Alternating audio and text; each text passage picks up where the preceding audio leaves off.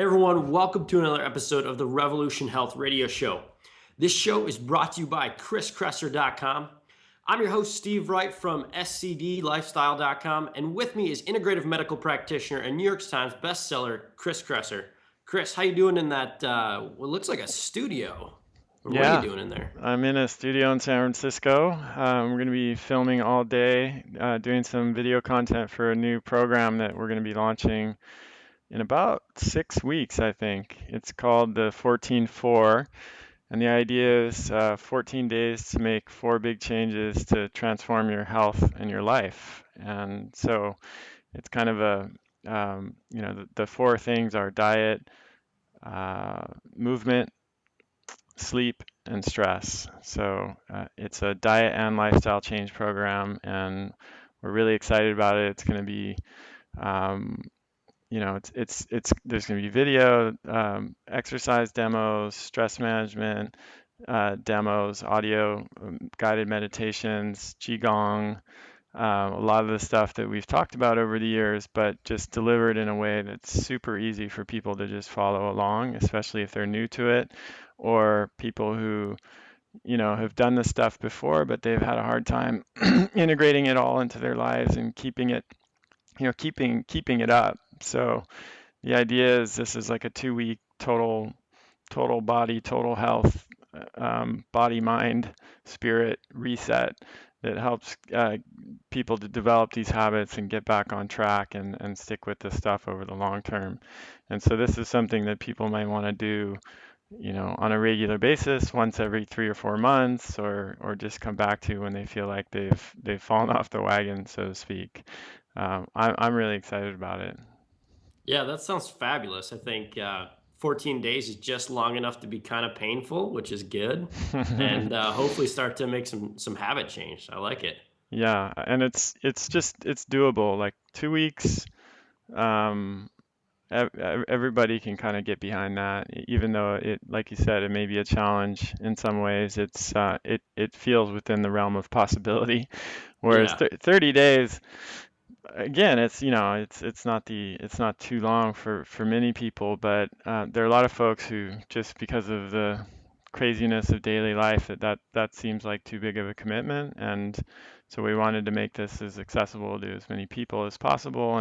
And also, sometimes if people are generally already doing pretty well, 2 weeks is enough to get back on track. And we're talking about adding things that aren't typically included in these programs. Most of these programs are just diet, which is great and important, but as we've discussed ad nauseum on this show now, sometimes physical activity, sleep, and stress management might even be more important in terms of changing your health, preventing and reversing disease, and just feeling better. I know you've seen that in your work with people, Steve, and I certainly do all the time. Yeah, heck, I see it with myself all the time. Yeah, exactly. So, this is what I'm doing today. We're gonna sneak in a little episode before I get started with this stuff. We got a pretty quick question today. We're gonna have to keep it a little shorter because of the studio time, but let's play it back. I have Hashimoto's disease and low cortisol. Do you feel that drinking 1 cup of coffee a day is detrimental to my health? Okay, so it's a great question, and the thing I like about this question is that it's kind of it applies to a lot of other gray area foods. So I consider coffee to be a gray area food, and by that I mean that it is the scientific research suggests that it's beneficial when it's well tolerated by the individual, but it's not always well tolerated. And other foods that would fit into this category would be dairy products, legumes, even properly prepared legumes, even properly prepared grains, dark chocolate, alcohol, even tea. These are things that our ancestors didn't eat. They're all relatively new agricultural foods, meaning they've only been around for the past 11,000 years or even less in other cases. And we don't have as long of a history of being adapted to these foods. So there's a higher chance that they may cause harm. But it's really interesting, like when you look at the research on coffee, if that's all you did and didn't consider any individual reaction, you would come away with the impression that coffee is an incredibly healthy substance. If you look at the scientific studies comparing mortality, risk of death, risk of different diseases, of coffee drinkers, people who drink and quite a bit of coffee too. Like sometimes in these studies, people are drinking 3 to 5 cups of coffee a day. They generally have lower risk of early death, lower risk of metabolic diseases like diabetes, lower risk of cardiovascular disease, lower risk of disease across the board. So it's really fascinating to just look at it from that perspective, because if you only did that, you would say, hey, there's no problem at all. Everyone should be drinking 3 to 5 cups of coffee a day, right? Well, maybe not right, because we know that there are individual differences, and this also I like this question too because it also highlights a really important thing to understand about scientific research, which is that it only deals in averages. So if you do a study, um, and the goal of the study is to track the difference in death with or mortality with coffee drinkers, then you'll find inevitably that some people who drank more coffee had a higher risk of death, some people had the same risk of death, and some people have a lower risk of death. But then, to make the study useful, of course, they average that all out and they come up with a conclusion. They say most people, in the study on average had a lower risk of death when they were drinking more coffee. But what doesn't come across in that conclusion is that some individuals in that study actually may have had a higher risk of death. They may have had other side effects that weren't discussed or tracked in that study, or but were statistically insignificant because only a few people had them.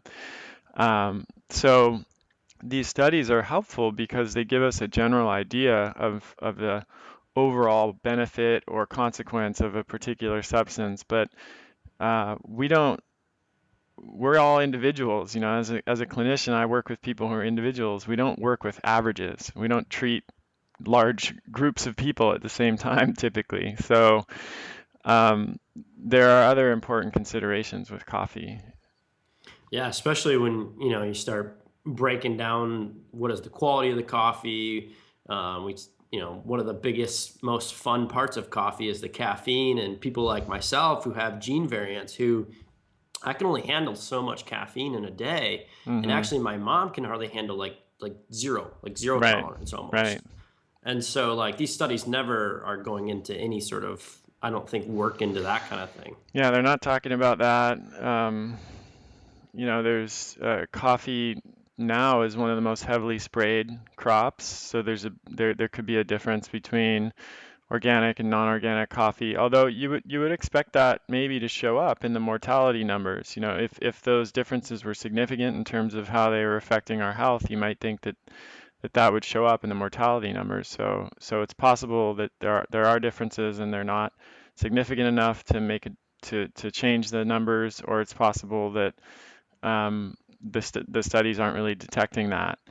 But I'm thinking more on the level that you just mentioned, Steve, which is that people have really different responses to caffeine, and that depends not only on genetics, like you mentioned, but it also depends on where they are in their life, especially their adrenal status. So uh, if you're burning the candle at both ends, you're sleep deprived, you're overtrained, uh, and you're dealing with a chronic illness, coffee could be absolutely terrible idea for you. You drink coffee, you just get totally jittery, wired. It makes you more tired, paradoxically, which is interesting.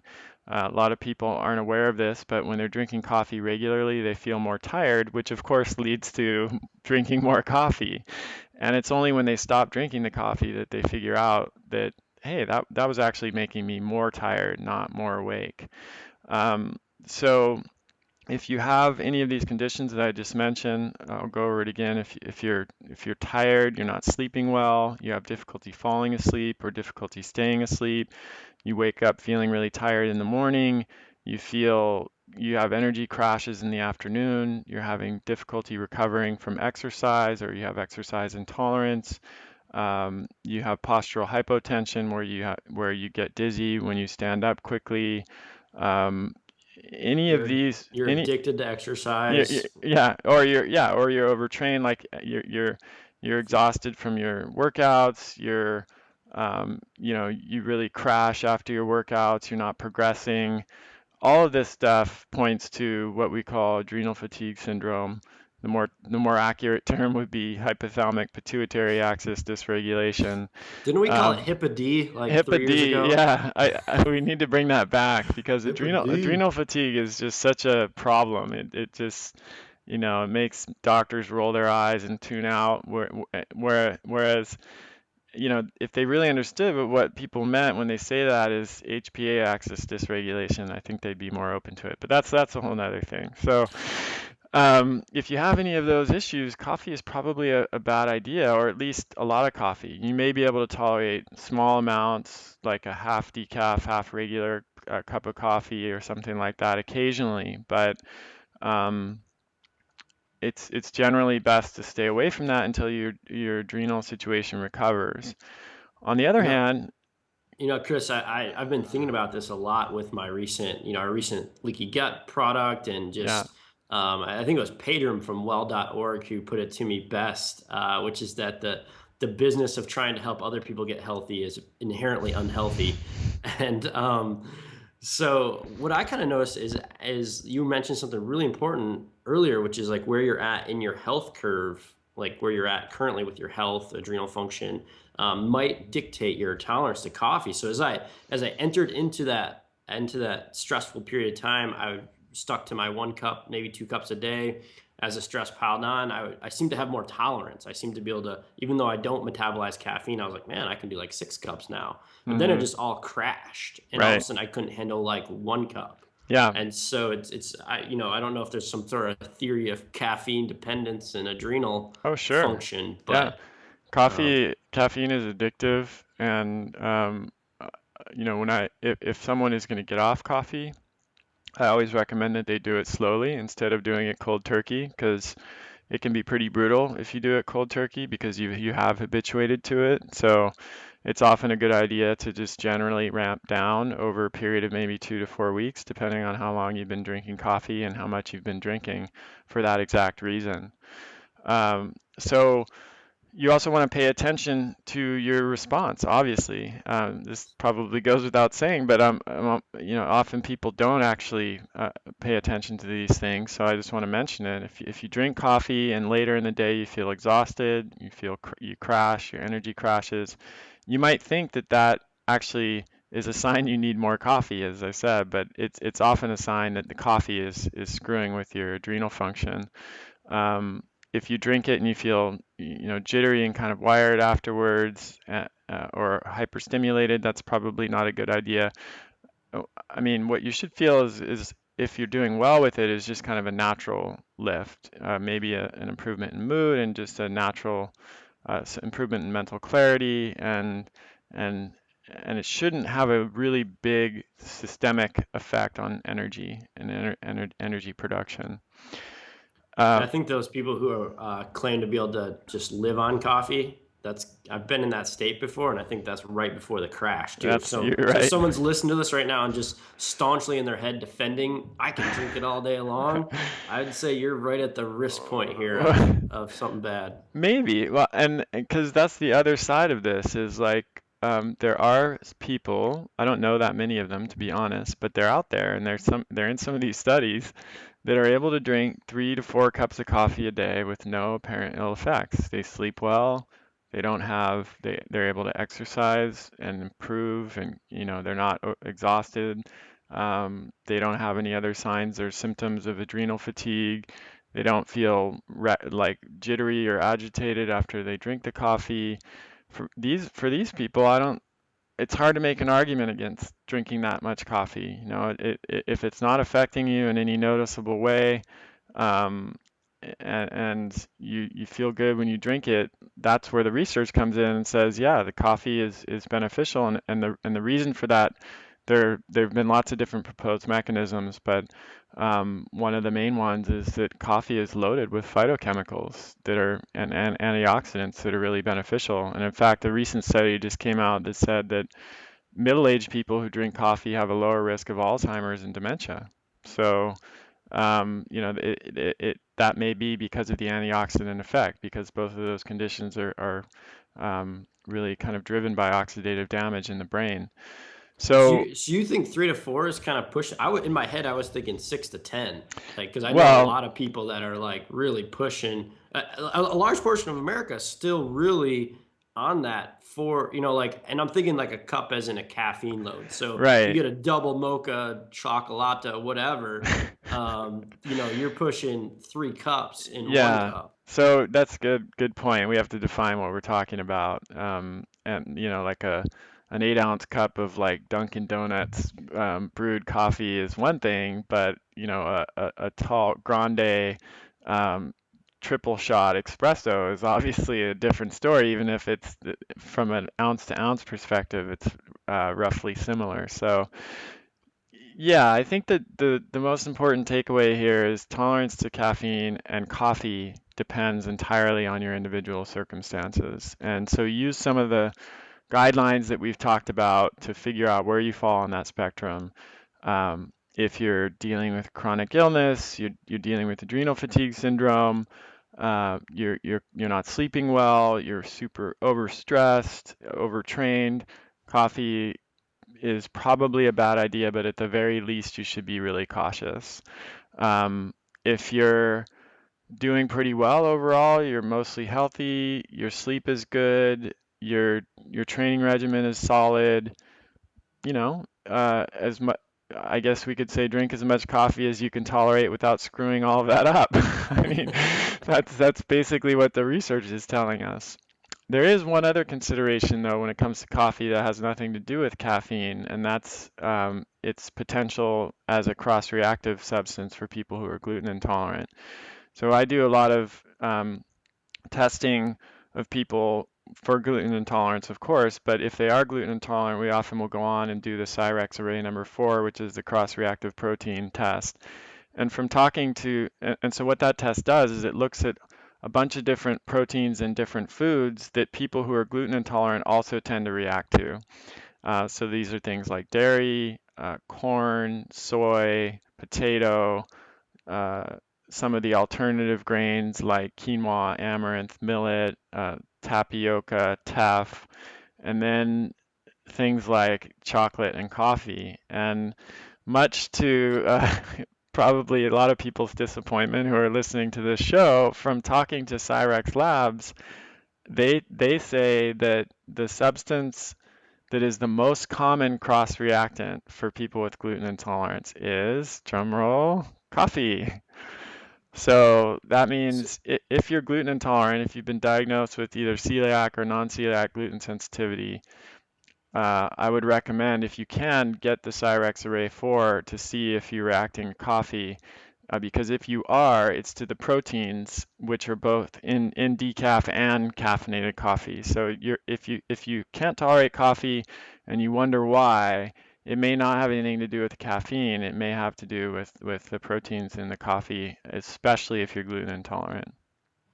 And I mean, we know that caffeine and coffee in some studies have been shown to be a gut irritant. So in the population of like celiac, non-celiac gluten sensitivity, you're dealing with a gut that's already inflamed, broken down, or at least more susceptible to that if you've already healed from it. And so just being careful with any sort of gut irritant is probably wise.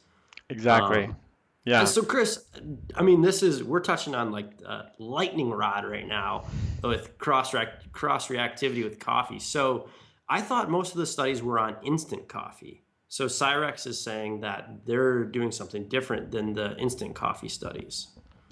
Yeah, that's my understanding. I could be wrong, but I've also had a lot of patients who have done this kind of experimentation under my guidance or just on their own steam, where they experiment with, organic coffee, both caffeinated and decaf, to see if it's maybe the pesticide that they were reacting to. Uh, then if they still react to organic caffeinated coffee, they do organic decaf. Then uh, even beyond that, they switch to like water filtered decaf or even cold brewed decaf, so that to reduce the tannin content, because some people really react to the tannins in coffee, and the cold brewed stuff doesn't have as much tannin in it. And so they've done all these experiments and they still react. And then we do the Cyrex panel and find out that they're reacting to coffee. So I think we've talked about my general opinion of these tests. I don't think they're all necessarily ready for prime time, and I don't take the results of any of the food intolerance cross-reactive protein testing as a black and white thing. If somebody comes back as positive for one of these substances, I don't suggest that they avoid that food for the rest of their life based only on these test results. What I suggest is that we use the results as a starting place to do some experimentation. And so we would remove those foods for a period of time and then add them back in and see what happens. And if they have a response that corroborates the test results, then I would be much more inclined to believe that they're legitimate. But even then, it's possible that after a gut healing program, they may be able to start tolerating some of those foods again, and I've definitely seen that happen. So, Yeah, I've totally seen that happen. And actually, Jordan, the producer of the show, and my buddy, he has the same thing. He couldn't do coffee for like 2 years, and then now, he's fine with 1 or 2 cups a day. Um, that's also true for me. In the throes of my illness and journey back to health, I couldn't even get close to coffee. Even decaf actually made me feel worse than hmm. caffeinated coffee, and I'm not. I think in part that might have been the way my sensitivity at that point to the chemicals that were used to process decaf. Although I even sometimes had it with water pressed, water filtered decaf. But now I still don't do well with like lots and lots of coffee, but I can have a coffee on most days. And if I'm on vacation and my stress levels are really low, I could probably drink 3 cups of coffee in a day. That's something really interesting too that other people listening to this may have noticed. And this gets to our earlier point about how coffee and caffeine is so individual based on your circumstances. I know a lot of people, a lot of my patients have said this too. When they go on vacation, they have no trouble with coffee, but when they're at home in the context of their daily life, they can't drink it and that's because they're already kind of operating at a stress level up here, and coffee just pushes them over the edge. But when they're laying on a beach in Hawaii or something, they've got a little bit more of a buffer, and it doesn't make as big of a difference. So Is once it? Once No, go. again, no one size fits all approach. Pay attention to your body, listen to what it tells you, and that will be your guide. Yeah, I think that's it's so sometimes like hair pulling maddening when you like go down rabbit holes like this, and you can scour the research, then you can scour the biology of the plant and the interactions of the body, and you come out the other side and you realize that, oh man, I just have to pay attention to my own body. There's That's just too right. many variables. That's right. Yeah. Well, that was why I wrote my first book, to try to help people do that. And I thought that now, and I still think I thought that then, I still think it now. It's probably the most important thing that we can learn to do is pay attention to our own experience and our own bodies, because that's what's going to lead us to the thing that works best for us. All right, I got to duck out. I think the videographer is about to show up any minute, and got a fun day in the studio, and can't wait to introduce 14.4 to you guys in a few weeks. All right, thanks, Chris. If in between now and 14.4, I'm sure Chris will be giving lots of updates on Facebook, and you can go to facebook.com/Chris Kresser L.A.C. and twitter.com/Chris Kresser for updates and show notes and good ideas in between shows. So make sure you check them out over there. Bye bye, everyone. See ya.